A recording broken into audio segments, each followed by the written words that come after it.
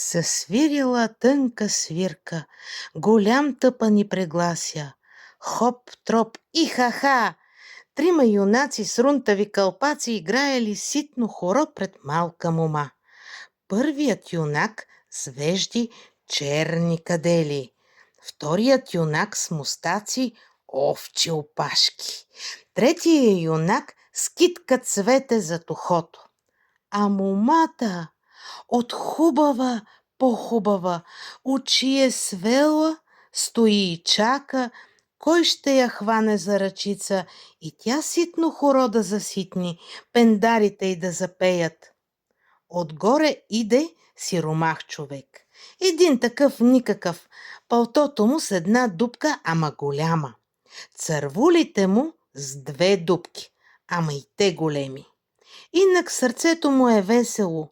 Отдалече подрипвал, отивала му ситната стъпка, хванал се на хорото и хорото направил.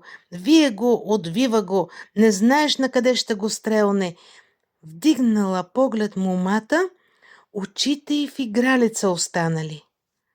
А, бре, сиромахо такъв никакъв, рекли му тримата юнаци. Ако искаш хоро да играеш, плащай за тънката свирка, плащай за големия тъпан. Ще платя, що да не платя? Бръкнал сиромахът в джоб, бръкнал в оня, пусти му джобове скъсани, ни парица, ни трохица. По жълтица ще дам, ама нямам. Сам ще си сверя. Засвирукал с уста, момата на място заситнила. Хоп-троп, охо, викнали кипнали тримата юнаци. Сам ще си свириш, сам ще си играеш. Ле, хванали го, мале, вдигнали го, леле, мале, окачили го на висок плет.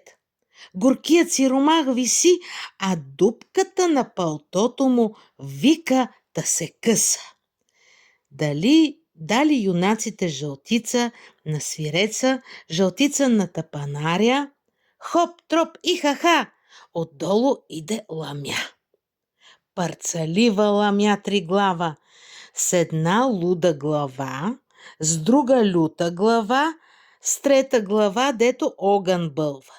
Шляпа тапа като черна вада, тече, влече като черна ламя. Видял я, хукнал свирецът. Вятъра свирката му ситно хоро свири.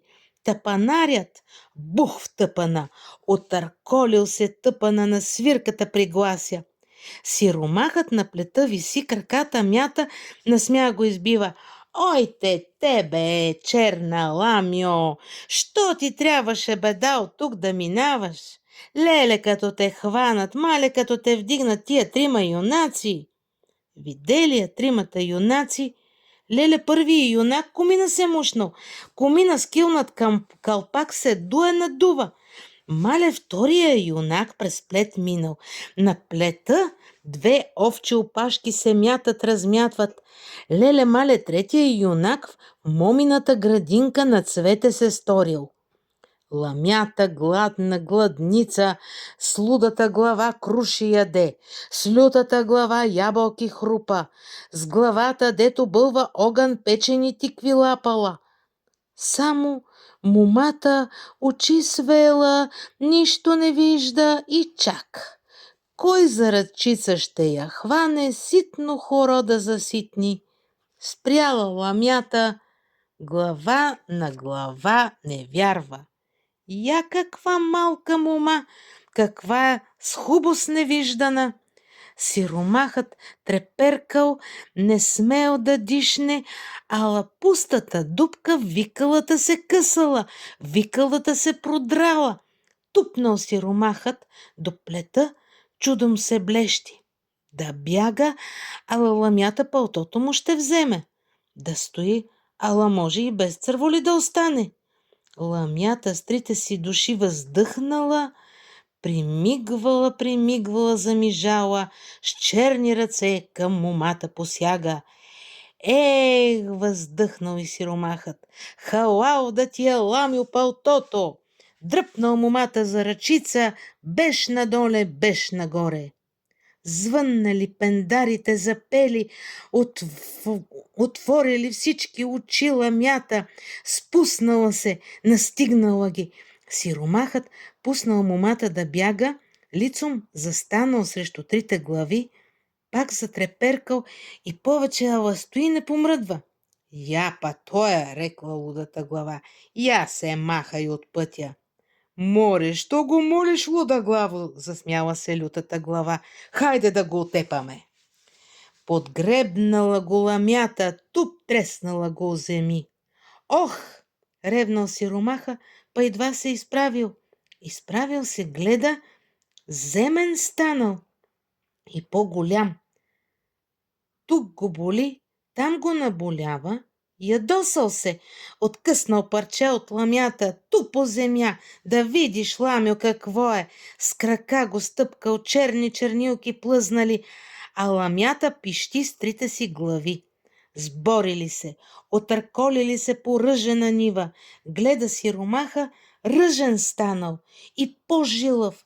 Заборили се по пшенични ниви, пшеничен станал и още по-силен, а ламята, нали е черна ламя, надделяла. Вдигнала сиромаха, завъртяла го, запокитила го, ударил сиромахът белите скали, на бели камъчета ги направил. Така ти се пада, рекли лудата и лютата глава. Рекли не дорекли, ей такива ламски очи ококорили. Отгоре иде сиромахът, голям като бяла скала. Не бойте се, глави, рекла третата глава. Сега огън ще блъвна, жив ще го изгоря. Черен огън запалил полето, ала сиромаха пак иде. Огън го не лови. Грабнал ламята, тряска е по полето, огън я гаси, угасил го, посъбрал я, позамесил я, на черни гарги я накъсал, на черни бръмбари я натрошкал, по черни капини я разкачил, че като излезли тримата юнаци, подал се първия юнак от комина. Къш, къш! Изплашил черните гарги. Ха! Подгонил втория юнак черните бръмбари, а третия юнак подгонил черните чернилки, до една ги изгонил. Хаях те! Ха сега! Тресния! Какво чакаш? Завикали тримата юнаци с рунтави кълпаци. Тресния? Ала сиромаха бил уморен. Рекал да си плювне на ръцете, да я свърши тая черна ламя. Плювнал, па гледа. На очите си не вярва. Нищо ламско не останало, ама съвсем нищо. Върнал се сиромахът в селото, взел си малката мома с хубост невиждана и я отвел в своята къща.